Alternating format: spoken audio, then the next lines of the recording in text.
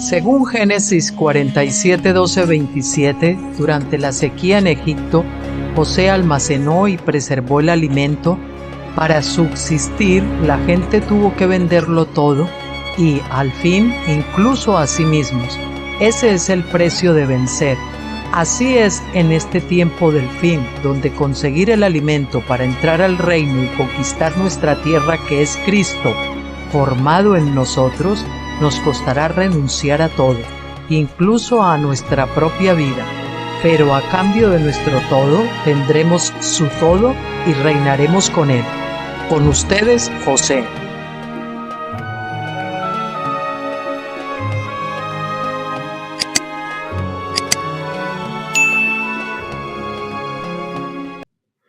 Hola, muy buenas tardes a todos. ¿Cómo están? Es un gusto estar con ustedes de nuevo. Hoy es miércoles 19 de marzo del 2025 y aquí en España son ahora las 7:19 de la tarde-noche.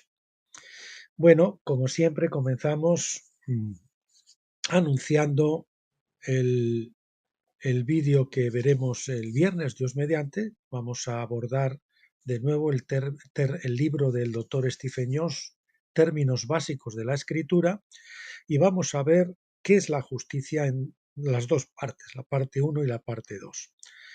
Es un vídeo interesante, como todo lo del doctor Stephen Jones. Bueno, y para ahora, pues vamos a continuar con el segundo vídeo que hacemos de Deuteronomio. Cada vez que lo abordamos de este libro, ya saben que hacemos 2 vídeos seguidos, porque de estos libros, porque son como 10 tomos, y entonces, pues claro, si no, no lo acabaríamos nunca, como quien dice, ¿no? Sería demasiado largo. Así que tocamos 2 seguidos. Entonces vamos a continuar con Deuteronomio, segunda ley, discurso 3 o tomo 3, como quieran, del doctor Stephen Jones, y hoy vamos a ver el capítulo 6, la intercesión de Moisés, y creo que es el 7, que es los sacerdotes vencedores o algo así, no sé, pero se lo dije el otro día. Bueno, pues vámonos allá. Capítulo 6, la intercesión de Moisés. Moisés dijo a Israel con toda claridad que habían sido rebeldes contra el Señor desde el día que os conocí, Deuteronomio 9:24. Su declaración fue hecha en gran medida en el contexto de la adoración del becerro de oro de Israel, o por Israel. La adoración del becerro de oro por Israel. Perdón, lo puse mal. El becerro de oro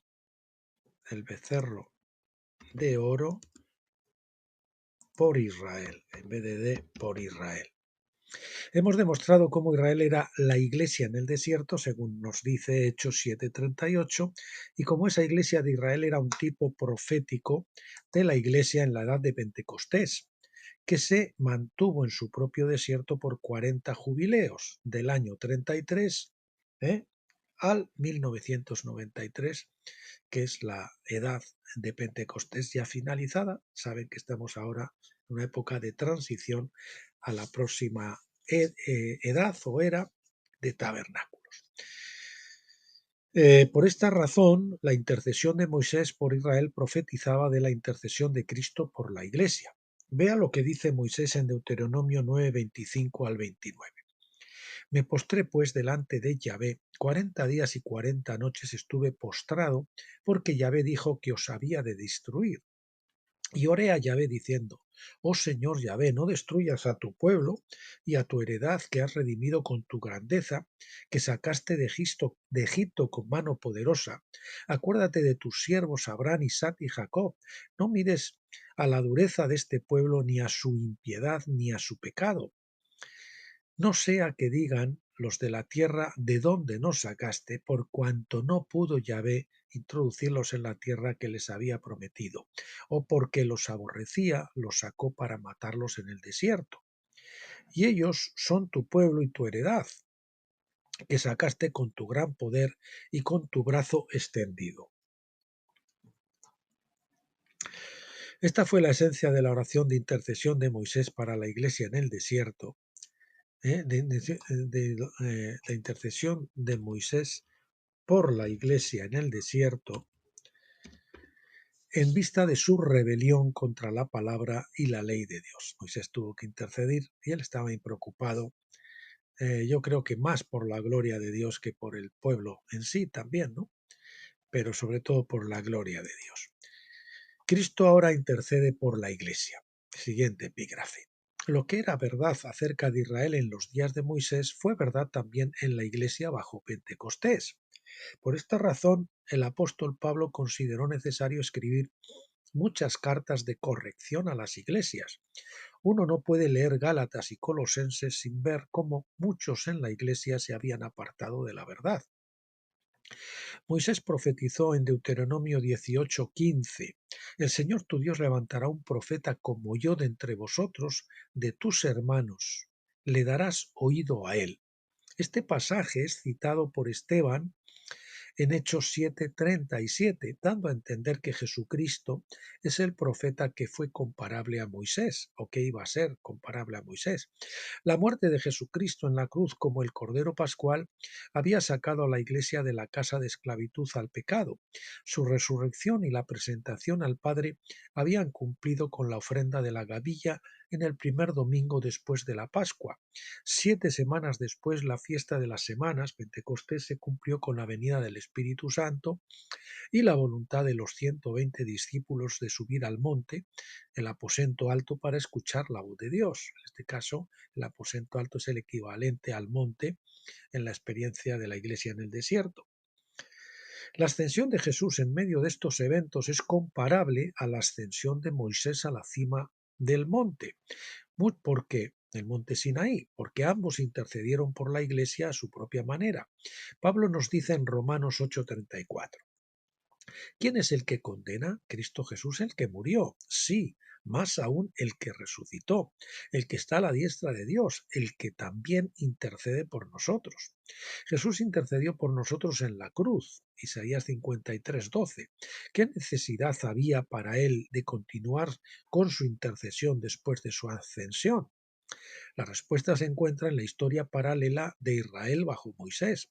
Los corderos que las personas mataron en Egipto en la Pascua también sirvieron como tipos de Cristo en su obra de intercesión en la cruz, pero sólo porque Israel fue redimida de la casa de servidumbre y sacada de Egipto, no significaba que ya no necesitaran intercesión.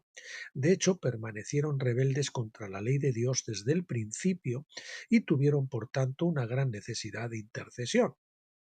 Moisés siempre proveyó esa intercesión, y sus 40 días de intercesión en el monte profetizaban de la intercesión de Jesucristo a la diestra del Padre durante los 40 jubileos de historia de la Iglesia. ¿Por qué era necesaria? Lo fue por la misma razón que Israel necesitó la intercesión. Sus corazones se mantuvieron constantemente en rebelión contra la ley de Dios, como en los registros de la historia de la Iglesia. Muchos han tomado consuelo en el hecho de que Cristo está sentado a la diestra de Dios intercediendo por ellos, pero la mayoría no se da cuenta de por qué esto fue necesario, porque aunque conectaron este hecho con la situación en los días de Moisés, porque nunca conectaron este hecho con la situación en los días de Moisés. Repito, pero la mayoría no se da cuenta hoy de por qué esto fue necesario, porque nunca conectaron este hecho con la situación que se produjo en los días de Moisés. Por esta razón, atentos a este párrafo que viene, porque está doblemente resaltado, la mayoría de los cristianos piensan que la intercesión de Cristo es a causa de nuestra necesidad de protección contra el mundo. Ellos no han entendido plenamente que Cristo intercede por la Iglesia a causa de su problema de la rebelión contra Dios y por adorar al becerro de oro. Ahí tenemos la prosperidad. Y ahí tenemos la rebelión de no someterse al bautismo de fuego, de decir: Señor, Señor, hacemos muchos milagros, pero no hacéis lo que yo digo. Vosotros sois mis amigos si hacéis lo que yo digo, pero si no, mucho de boquilla, pero a la hora de obedecer nada. Tampoco ha comprendido la Iglesia lo grave que es despreciar la ley de Dios y tratarla como irrelevante. No, la ley, eso ya es para otros, ¿no? El problema de la anarquía o la iniquidad en la Iglesia, ¿verdad? Es el siguiente epígrafe. Esta misma ilegalidad, esta anomia, que sí quiere decir sin ley, que Jesús identificó como el problema en el día del juicio, que aún estaba por llegar. Él dijo en Mateo 7, 21 al 23, no todo el que me dice Señor, Señor entrará en el reino de los cielos, sino el que hace la voluntad de mi Padre que está en los cielos. Muchos me dirán en aquel día, Señor, Señor, ¿no profetizamos en tu nombre y en tu nombre echamos fuera demonios y en tu nombre hicimos muchos milagros? Entonces les declararé, nunca os conocí, apartaos de mí, hacedores de maldad. Si quieren ahí pongan anarquía, ilegalidad, iniquidad, anomia. ¿eh? Jesús usó el término anomia, que significa anarquía. Asimismo, Pablo, usando el mismo término, anomia, dice en Romanos 6:19. Eso me recuerda al pasaje de Josué, que en aquellos días no había rey en Israel, sino que cada uno hacía lo que bien le parecía. Y aquí es como, aquí hay tantas versiones como ombligos, ¿verdad? Adoramos al Señor el Espíritu, si hemos sido engendrados, pero no en verdad, porque en verdad no es como nosotros queremos, sino es conforme a la palabra de Dios, como Dios quiere que le adoremos. Porque así como presentasteis, dice, a Jesús usó el término anomia que significa anarquía, asimismo Pablo usando el mismo término anomia dice en Romanos 6:19. Porque así como presentasteis vuestros miembros como esclavos a la impureza y a la anarquía, lo que resultó en más anarquía, así que ahora presentad vuestros miembros como esclavos a la justicia, lo que resulta en la santificación. Tenga en cuenta el contraste. Cuando éramos esclavos del pecado, nuestras partes del cuerpo eran esclavas a la anarquía. Pero ahora, como creyentes que han salido de la casa de servidumbre, vamos a presentar nuestras partes del cuerpo a Dios como siervas de Dios con el propósito de la justicia. Juan también utiliza el mismo término anomia en su definición básica de pecado, ¿no? O del pecado. Primera de Juan 3:4 dice, todo el que practica el pecado infringe también la ley, y el pecado es anarquía, es decir, anomia. La iglesia en la edad pentecostal parece estar tan despistada como la iglesia israelita bajo Moisés en lo que se refiere al problema de la anarquía.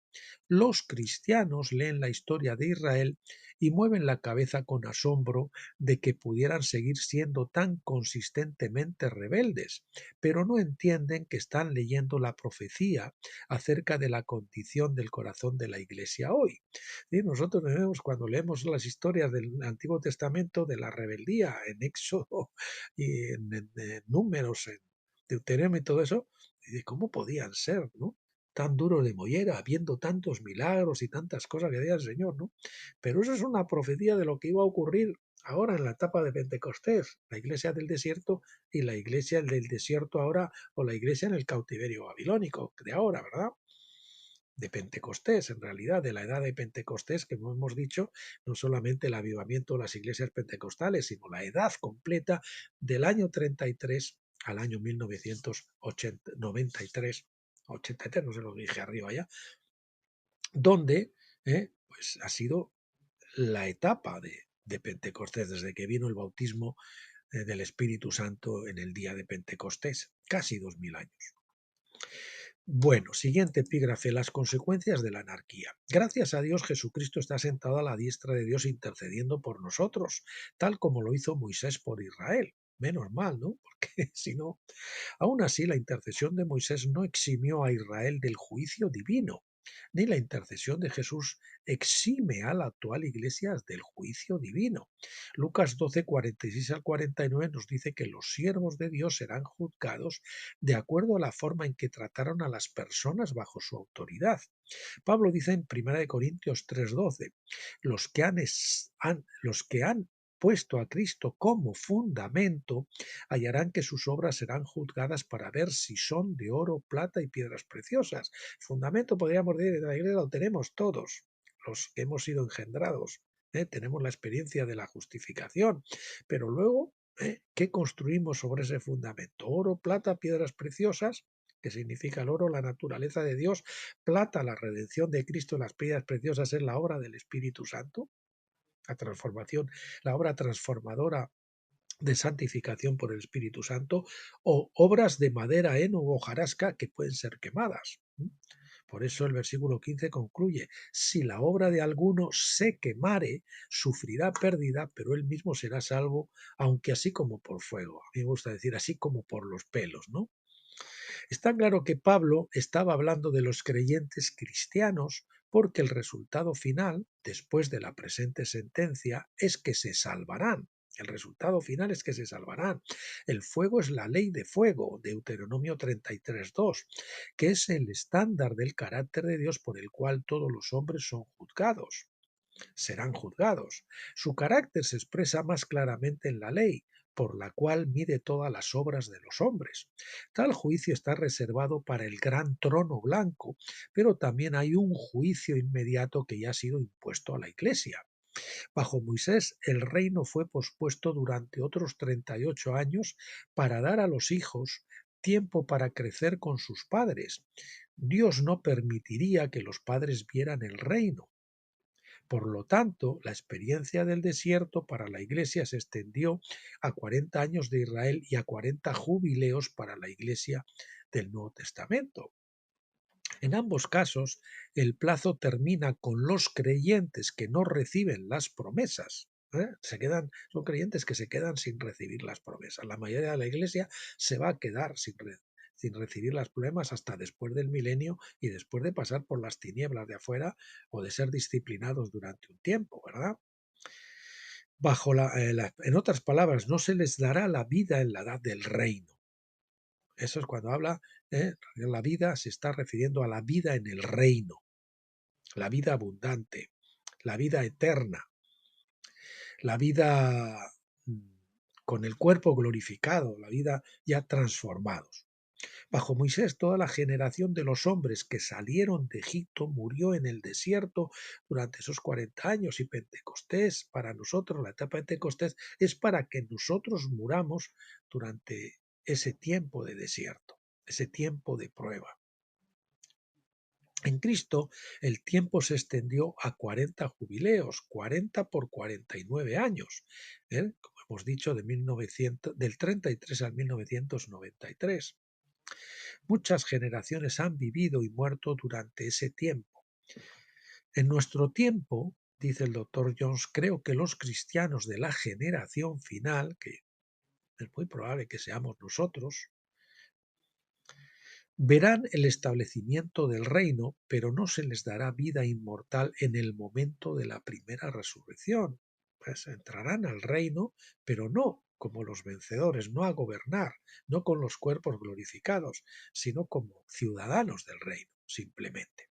En otras palabras, vivirán sus vidas normales porque sólo los vencedores recibirán la inmortalidad y gobernarán con Cristo durante esa edad. Siguiente epígrafe: ¿han fallado las promesas? La intercesión de Moisés no eliminó todas las consecuencias de la ilegalidad, anomia o anarquía de Israel, pero aseguró que sus hijos entraran en la tierra prometida. Esa intercesión aseguró que entraran en la tierra prometida. Esta generación final, como digo, si no han cruzado el Jordán, pues entrarán, pero no recibirán la inmortalidad. De la misma manera, la intercesión de Cristo asegura que la última generación de la Iglesia, que Dios quiera que seamos nosotros, entrará en la tierra prometida de nuevo bajo el liderazgo de los vencedores, pero sin recibir la inmortalidad. A pesar de que ha aparecido como si las promesas de Dios hubieran fallado, vemos que esas promesas solo se han retrasado.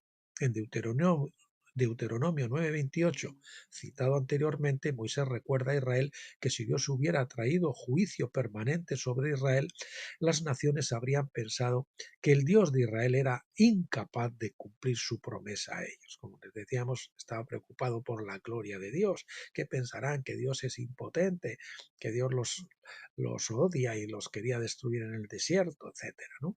Ellos hubieran dicho, porque el Señor no fue capaz de llevarlos a la tierra, ¿eh? Estaba preocupado por la honra del nombre del Señor. Esta pregunta surgió en Números 14:16 después de que las personas habían creído el mal informe de los 10 espías. Ahí vemos, hoy comentaba esta tarde con mi esposa, que 12 entraron a la tierra prometida, tuvieron esa experiencia, pero luego recularon, y no perseveraron porque se arredraron, se acobardaron ante los gigantes. Solamente Josué y Caleb tuvieron fe. Ellos tienen la experiencia de vida en tabernáculos, de la vida victoriosa, de la vida de resurrección, pero aún así ellos estuvieron condenados de alguna forma, entre comillas, a seguir con sus hermanos hasta que pudieran entrar, ahí, hasta el momento en que pudieran entrar todos, ¿verdad? Pues así es hoy en día. Bueno, ya ve que incluso de los 12 que consiguen entrar a la tierra prometida y tienen esa previa experiencia, ese señuelo o ese primer regusto de la vida victoriosa, sin embargo, algunos dirán, sí, aquí vamos a tener, pero ojo esos gigantes, esos últimos ídolos que hay que quitar y que están representados por esas naciones a los que hubo que vencer, los amorreos, los otros y no sé quién. Bien, esta pregunta surgió en Números 14:16 después de que las personas habían creído el mal informe de los 10 espías, decíamos, durante la intercesión de Moisés, cuando se planteó la posibilidad de lo que irían a decir las naciones. Dios respondió con un juramento, juró por sí mismo y por su propia vida, diciendo en el versículo 21, pero en verdad vivo yo, toda la tierra será llena de la gloria del Señor, como dicen otras palabras, como las aguas cubren el mar, ¿verdad? El Señor ha jurado por sí mismo. ¿Es Dios capaz de cumplir esa promesa? Yo creo que sí, ¿verdad? Por lo tanto, a pesar de que el juicio divino era inevitable, el juicio solo sirvió para retrasar las promesas de Dios, no para eliminarlas. Lo mismo sucede con todas las sentencias de la ley divina. Estos juicios al final son de naturaleza correctiva, no destructiva. Son de naturaleza correctiva. Vamos a subrayar eso también. Serán, por tanto, temporales y no permanentes, aunque el grado de juicio sea a menudo indefinido. El tiempo de Israel en el desierto iba a ser de 40 años, pero muchos otros juicios son indefinidos. No se sabe cuándo van a tener un fin. Van a tener un fin, pero no se sabe. Son indefinidos, son olam. La palabra olam, que no quiere decir eterno, que quiere decir oculto, indefinido. En otras palabras, no o aionian en griego, olan o aionian, hemos hablado mucho de eso en nuestros vídeos ya. En otras palabras, no se especifica el tiempo preciso de su duración.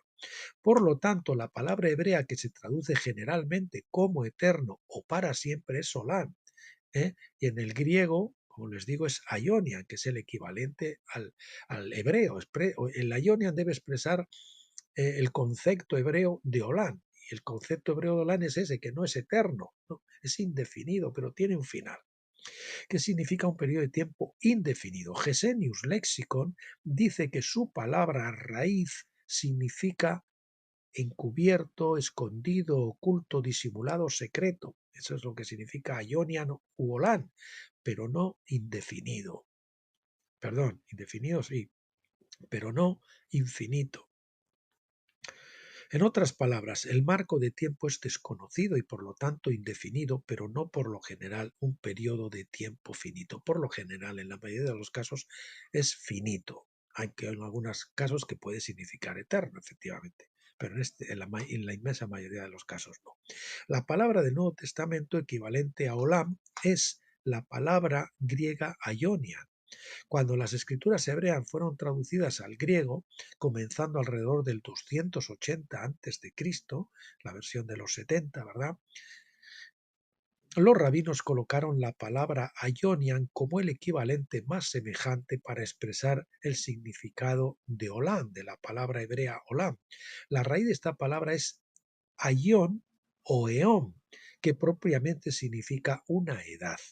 Edad es un periodo indefinido de tiempo porque puede referirse a cualquier cosa desde unos pocos minutos a miles de años. El punto principal a recordar, sin embargo, es que las palabras griegas fueron elegidas no porque fueran coincidencias exactas a los conceptos hebreos, sino porque eran las más semejantes de sus equivalentes hebreas. Al final, los términos griegos estaban destinados a expresar conceptos hebreos. Eso es lo importante que tenemos que entender que son. Tenemos que mirar esas palabras griegas, qué conceptos hebreos están aludiendo. Así que cuando llegamos al Nuevo Testamento tenemos que usar inmediatamente el término griego aionian, la definición de olam. Por lo tanto, a pesar de que Dios trajo juicio sobre Israel y la mayoría de los israelitas murieron en el desierto sin recibir las promesas, esto no quiere decir que los israelitas se perderán por la eternidad. Al contrario, Dios prometió que toda la tierra se llenaría de su gloria. En otras palabras, su salvación se verá no solo en Israel, sino en todo el mundo. Moisés pidió a Dios: acuérdate de tus siervos Abraham, Isaac y Jacob, Deuteronomio 9:27. En otras palabras, que recordara el pacto de Abraham, por el que Abraham debía ser una bendición para todas las familias de la tierra. Todas las familias de la tierra, Génesis 12:3. Las promesas de Dios se extienden mucho más allá de Israel. La promesa inicial era que Dios iba a usar la semilla de Abraham para bendecir a toda la tierra. Hechos 3:26 define esa bendición como convertíos cada uno de vuestra maldad.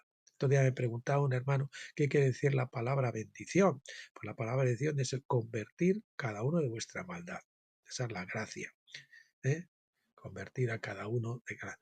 Bueno, bendición, estaba viviendo de la bendición de Abraham, pues es esa, que podamos ser usados para convertir a la gente de sus maldades. Por lo tanto, cuando Dios bendice toda la tierra a través de Abraham, la bendición implica mucho juicio divino que está diseñado para convertir a la gente de sus malos caminos. La bendición no es salvar a la gente mientras que están practicando la anarquía, sino para provocar el arrepentimiento por el que de hecho se podrán salvar.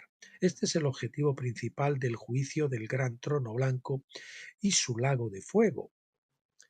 El fuego es el juicio de la ley que se especifica en Deuteronomio y en el resto de las escrituras. Todos los hombres se arrepentirán en ese momento, porque Pablo dice en Filipenses 2, versículos 9 y 10, que se doblará toda rodilla, toda, va a poner en negrita toda rodilla, y toda lengua, no algunos, no unos pocos, y el resto se van al infierno, sino toda rodilla y toda lengua confesará que Jesucristo es el Señor. Eso está tan claro, pero el velo que hay en Pentecostés todavía, que no ha sido removido, nos impide, nos ha impedido durante muchos años ver eso. Ahora, y todavía los que están ahí y no han cruzado el Jordán, tienen ese velo y leen esto y sin embargo siguen creyendo que la mayoría se va al infierno. Tremendo. Esta confesión no hace a los hombres exentos del juicio, esto es importante. Nosotros hablamos de restauracionismo, no de que no hay juicio, no que no haya juicio. Restaurar es que va a haber juicio y precisamente a través de ese juicio va a haber una restauración. Un juicio restaurador, renovador, transformador. Repito, esta confesión no hace a los hombres exentos del juicio divino, por supuesto, pero asegura que al final se salvarán todos los hombres. Al final de la edad del juicio, toda la creación se reconciliará con él.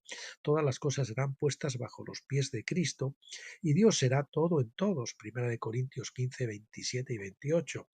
Todo en quienes, en quienes, en todos. Todo en todos. Vamos a poner así esto, ¿no? Para resaltar que es en todos, esto lo vamos a dejar Así, en todos, otra vez, 1 Corintios 15, 27. Nosotros leemos, pero si luego aplicamos, pues es la doctrina que nos han dicho de que no, que va a ser unos pocos. Esa es la promesa de Abraham, y si no fuera por la intercesión de Moisés primero y más tarde de Cristo, la promesa estaría en peligro de fracasar. Bien, nos vamos rapidito, esto es así un poquito más largo este capítulo que otros, al capítulo 7, sacerdotes vencedores. Atención porque este capítulo es muy bueno. Deuteronomio 9:17, en Deuteronomio 9:17 Moisés contó cómo había roto las primeras tablas de mandamientos cuando él salió de la montaña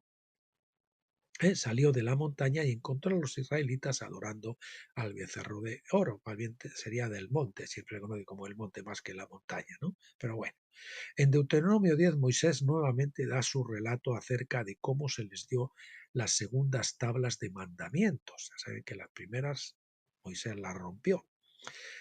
El Señor escribió las dos, pero las primeras fueron rotas. En aquel tiempo el Señor, que eso hacía falta de que el viejo pacto pues iba a fracasar.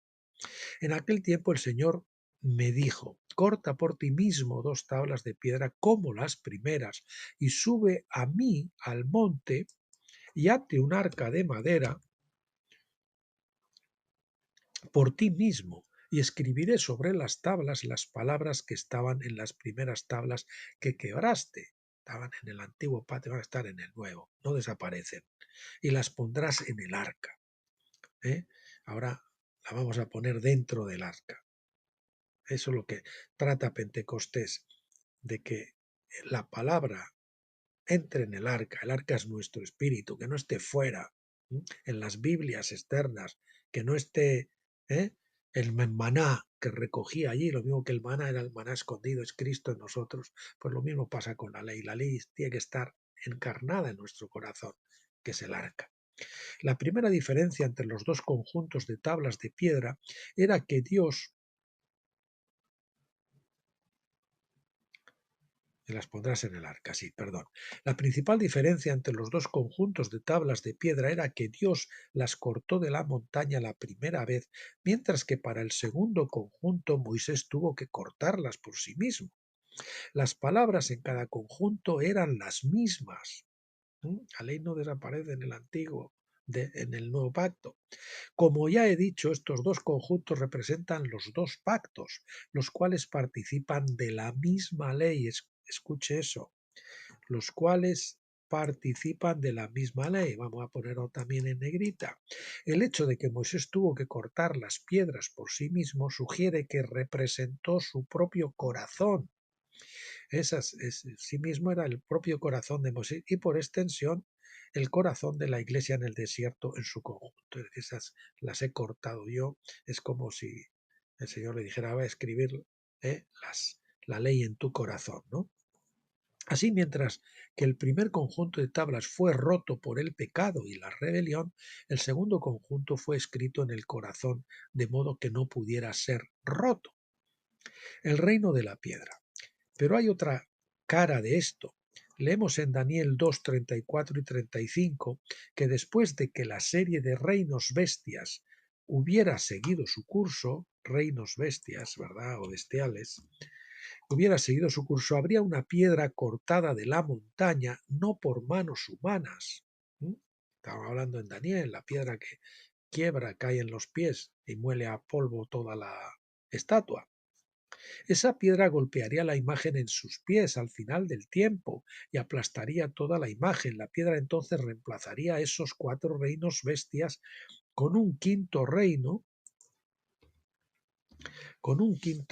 es decir, el reino de Jesucristo. Estamos en esta época, señores, donde los pies de Misterio Babilonia, de esa estatua, están enfrentándose a los pies de los vencedores. Cuán hermosos son los pies de los que anuncian la paz.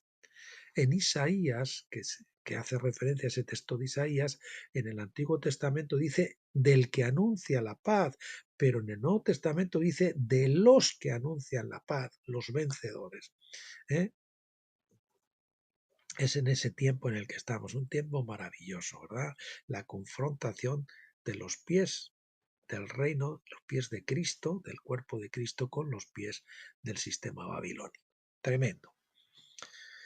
Esa piedra estaba profetizada por las primeras tablas de piedra que Dios cortó en el monte Horeb y se las dio a Moisés con el fin de establecer el reino de Dios en Israel. Sin embargo, porque la gente fue rebelde, esas piedras se rompieron y el reino fue pospuesto hasta otro tiempo. Israel era de hecho un reino, pero no en el sentido más amplio de lo que Dios manda. A causa de la rebelión, el reino perfeccionado fue pospuesto a un tiempo futuro después que los reinos bestias corrieran su curso. Mientras tanto, a las personas se les dio una segunda serie de mandamientos en tablas de piedra que Moisés mismo cortó, con el fin de saber que el nuevo pacto debía ser escrito en sus corazones para que el reino de Dios verdaderamente se manifestara en la tierra. En el cambio del orden, el nuevo pacto tendría que hacer su trabajo, su obra en primer lugar. Su obra en primer lugar, con el fin de preparar los corazones de la gente para el reino de piedra, cortado de la montaña por el mismo Dios. A medida que la ley fuera escrita en los corazones de la Iglesia, su rebelión cesaría, y luego el reino de la piedra podría surgir como Dios quiso desde el principio, a través del bautismo de fuego, en nuestra etapa de Pentecostés, de crecimiento personal, que es Pentecostés, la etapa intermedia, es la ley de Dios que está siendo escrita en nuestros corazones como con fuego, ¿no? Como se ve en la película de los 10 mandamientos, ese fuego del Señor, del dedo de Dios que escribe allí, ¿no?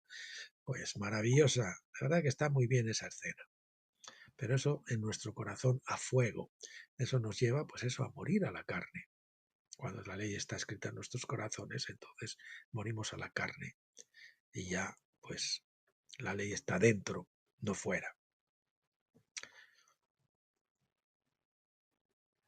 Bien, pues segundo epígrafe, o siguiente epígrafe, perdón, la segunda ley y tabernáculos y la edad de tabernáculos. Moisés continúa en Deuteronomio 10 del 3 al 5. E hice un arca de madera de acacia y labré 2 tablas de piedra como las primeras y subí al monte con las 2 tablas en mi mano. Y escribió en las tablas lo mismo que había escrito antes, los 10 mandamientos que Yahvé os había hablado en el monte de en medio del fuego, el día de la asamblea, y me las dio Yahvé. Y volví, descendí del monte y puse las tablas en el arca que había hecho, y allí están como Yahvé me mandó. Moisés recibió la segunda serie de mandamientos en su octavo viaje a la montaña. Eso es importante, octavo.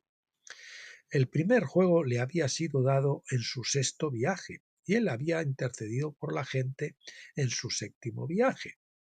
Las 8 ascensiones de Moisés se registran de la siguiente manera. A mí me recuerda esto un poquito a Romanos 6, 7 y 8, ¿verdad? Romanos 6, donde todo parece muy bonito. Luego viene Romanos 7, donde al final acabamos en el miserable de mí. ¿Quién me librará de este cuerpo de muerte? Que es mi carne, es un cuerpo de muerte. Gracias, doy a Dios por Jesucristo. Viene en Romanos 8, que es el capítulo de la resurrección de la vida victoriosa. Y 8 es el número de la resurrección. Las 8 ascensiones de Moisés se registran de la siguiente manera. Y ustedes tienen ahí las citas, no se las voy a leer, las pueden leer en el libro cuando lo descarguen, o pueden leer ahí, ¿no? Para acortar un poquito el tiempo. Estos 8 viajes prefiguraron los 8 días de la fiesta de tabernáculos, en la que se profetizó que la manifestación de los hijos de Dios se produciría en el octavo día de esa fiesta. Es por esto que Jesús profetizó de la efusión del Espíritu ese mismo día en Juan 7, 37 al 39. Así como el rostro de Moisés fue glorificado a su regreso de su octavo viaje al monte, también los hijos de Dios serían completamente vestidos con la gloria de Dios en la faz de Jesucristo a su regreso a la dimensión terrenal después de haber sido presentados al Padre en el cielo.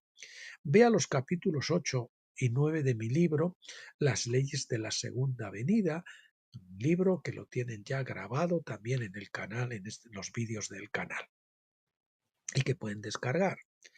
de los blogs nuestros, de tabernáculos o graneros de José. La entrada del escriba interrumpiendo el discurso de Moisés. Un escriba es el equivalente a un abogado, digamos, un leguleyo, ¿no?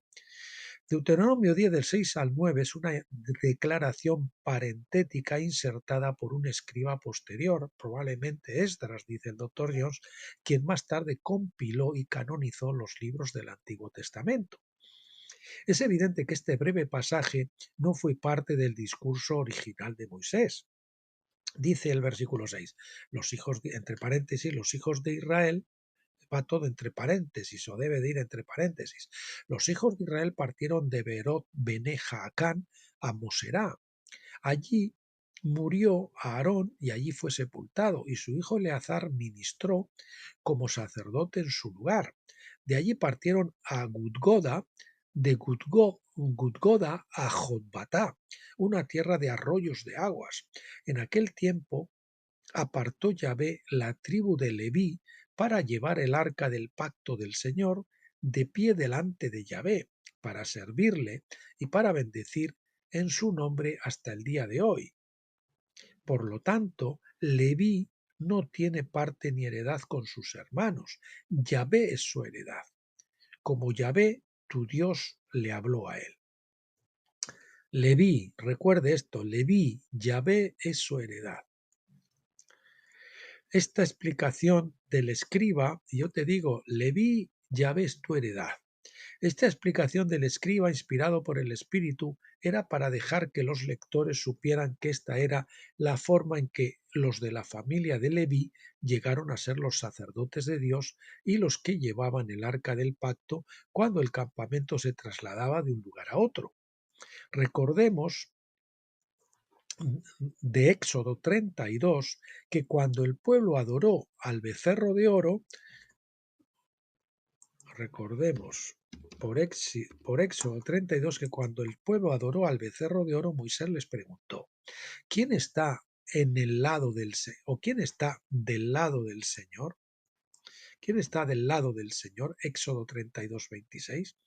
Los levitas se adelantaron después de haberse abstenido de participar en esa falsa adoración, incluso aunque el propio Aarón, un levita, había construido en realidad el becerro. Así que la tribu de Leví fue apartada por su negativa a adorar al becerro de oro. Por lo tanto, Leví no tiene parte ni heredad con sus hermanos, el Señor es su herencia, es la herencia de los vencedores. Bien, siguiente epígrafe, los sacerdotes de Cristo. Había dos clases de personas en Israel, los levitas y el resto de las tribus, la iglesia. Los levitas que vayan a ser los vencedores, vamos a poner aquí, lo mismo que hemos puesto ahí entre paréntesis, los vencedores. Había dos clases de personas en Israel, los levitas, es decir, los vencedores, y el resto de las tribus, es decir, la iglesia. Esta distinción sigue bajo el nuevo pacto, es decir, los vencedores y la iglesia, salvo que la autoridad que había descansado previamente en la tribu de Leví, se le ha dado a un nuevo y mejor sacerdocio. Ese nuevo sacerdocio es la orden de Melquisedec, cuyo sumo sacerdote es Jesucristo. No se basa en la genealogía, Hebreos 7:6, porque Jesús era de la tribu de Judá, no de Leví. Del mismo modo, y por eso, pues por ejemplo, Moisés y lo diré, Moisés sí era de Leví, ¿no? Pero bueno, por eso, por ejemplo, David, aunque no era de Judá, no era de Leví, pues podía entrar y ministrar en el arca y todo eso, porque era un sacerdote de un sacerdocio mayor, que era de Melquisedec. Del mismo modo, antes de él, aquí está, el rey David de la tribu de Judá había sido un sacerdote según ese mismo orden. Salmo 114. Ambas órdenes coexistían, pero la de Melquisedec era mayor, remontándose por lo menos hasta Sem, el constructor y el rey de Jerusalén. De ahí viene Melquisedec o Melquisem, rey de Jerusalén, que se encontró con Abraham con pan y vino en Génesis 14:18. Sin embargo, a Leví se le dio la autoridad temporal del gobierno y el sacerdocio bajo el antiguo pacto, hasta que Jesucristo tomara el cargo de sumo sacerdote bajo el sistema sacerdotal anterior y mejor. El sacerdocio de Leví entonces prefiguraba el mejor sacerdocio que estaba por venir. Por esta razón, lo que dijo Esdras sobre la tribu de Leví profetizaba del sacerdocio de Melquisedec bajo el nuevo pacto. Juan dice en Apocalipsis 5, versículos 9 y 10: Digno eres de tomar el libro y de abrir sus sellos, porque tú fuiste inmolado y nos has comprado para Dios con tu sangre, de todo linaje y lengua y pueblo y nación. Tú los has hecho que sean un reino y sacerdotes para nuestro Dios, y reinarán sobre la tierra. Una vez más, Juan nos dice en Apocalipsis 26: Bienaventurado y santo el que tiene parte en la primera resurrección. La segunda muerte no tiene poder sobre ellos, sino que serán sacerdotes de Dios y de Cristo y reinarán con él 1000 años. La segunda muerte en realidad es el bautismo de fuego, el cada día muero, que pues los vencedores no tendrán que pasar porque lo pasaron en vida. El resto pues lo tendrán que pasar durante la época del milenio o después en trono blanco. Nos recibirán muchos o pocos azotes y el resto pues en la edad del lago de fuego. Si estos simplemente fueron llamados a ser sacerdotes, uno podría tener motivos para interpretarlo en el sentido levítico. Pero ser un sacerdote de Cristo demuestra que este es el sacerdocio de Melquisedec, del cual Cristo es el sumo sacerdote. La sangre de Cristo, dice Juan, ha comprado hombres de toda raza, lengua, pueblo y nación. Vamos a poner sumo sacerdote, como es Cristo, con mayúsculas.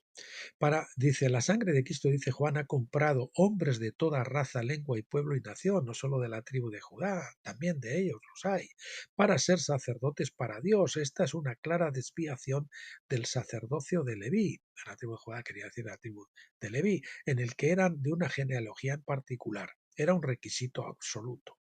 Ahora puede ser de cualquier tribu, de cualquier raza.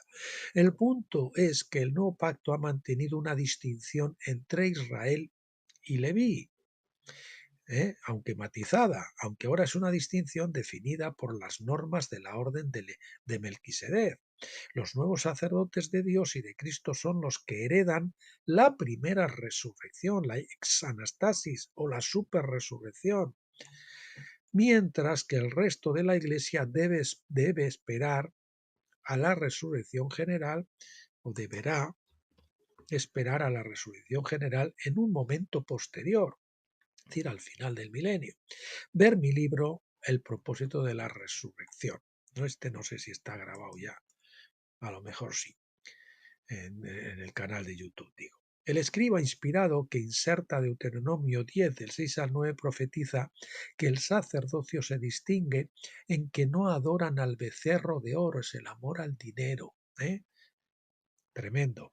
Estos no tienen la misma herencia que el resto de la Iglesia.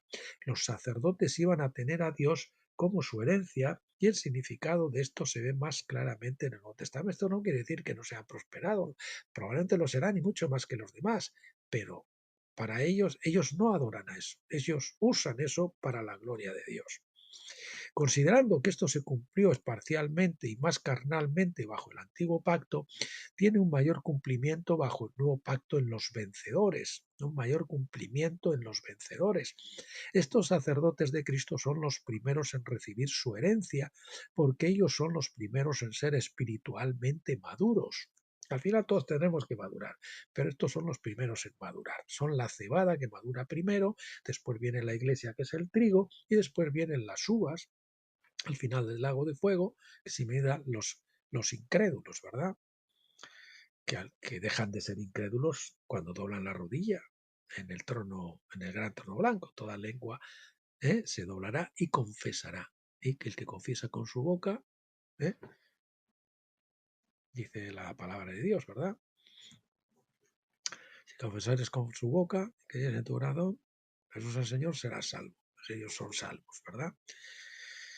Estos son los que no solo han puesto su fe en la sangre del Cordero de Dios como una experiencia de Pascua, no solo no se han quedado en la Pascua, sino que también han experimentado la llenura del Espíritu a través de Pentecostés. Más que eso, ellos son los que permitieron que Pentecostés hiciera la obra completa en sus corazones a través del bautismo de fuego, ya que son guiados por el Espíritu y la voz de Dios a la verdad. Juan 16:13.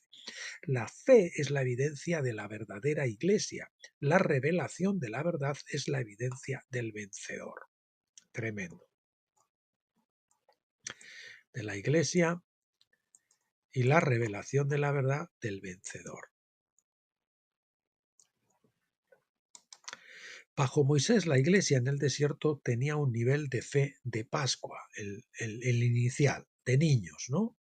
En Pentecostés es de jóvenes y en tabernáculos pues es de padres, como dice Juan, hijitos, jóvenes y padres, que fue suficiente para ser redimidos de Egipto. Sin embargo, se negaron a escuchar la voz de Dios en Pentecostés y por lo tanto no tenían la revelación no tenían la revelación suficiente, perdón, el de esta cambiado de sitio, no tenían revelación suficiente de la verdad, perdón, no tenían revelación suficiente de la verdad para erradicar la idolatría del corazón. Tremendo. La idolatría son los preconceptos, los prejuicios que tenemos nosotros, los ídolos. El Señor queremos que nos hable conforme a nuestros propios ídolos, a lo que nosotros creemos, Y si no, pues entonces ya nos vamos a otro lado. Sin embargo, primero los levitas y más tarde los de la orden de Melquisedec clasificaron para el sacerdocio y el dominio sobre el resto de la iglesia en el reino de Dios. No todo creyente gobernará. Escuchen eso. No digan, no, tú ya estás salvo, ya está todo hecho, tranquilo. Vive como quieras, haz lo que quieras, no maduras, no tal, pero bueno, tú ya estás listo. La mayoría de los creyentes podrán perdón, repito, ¿dónde estaba? Aquí. No todo creyente gobernará. La mayoría de los creyentes podrán disfrutar de los beneficios de la ciudadanía en el reino, ser ciudadanos, cuando llegue ahora la época, en esta última generación, que son los que entran al reino milenial, a la edad del reino milenial, a la edad de tabernáculos, pero no van a gobernar el reino, van a ser gobernados por los vencedores. Esta es la distinción que se hace bajo Moisés y continúa bajo Jesucristo en su forma modificada. Bien, estos podrán participar en la evangelización y todo eso, pero no tendrán labores de gobierno, precisamente con una unción pentecostal, pero claro, ellos no tendrán la doble porción de tabernáculos que tienen los vencedores, hasta que maduren completamente. Bueno, mis queridos amigos, hemos llegado hasta donde teníamos que llegar hoy. La próxima vez que abordemos este libro de Deuteronomio veremos el capítulo 8, los dos ángeles, en función de su duración, seguramente el capítulo 9, que vamos a ver, perdón, 34, y aquí nos vamos.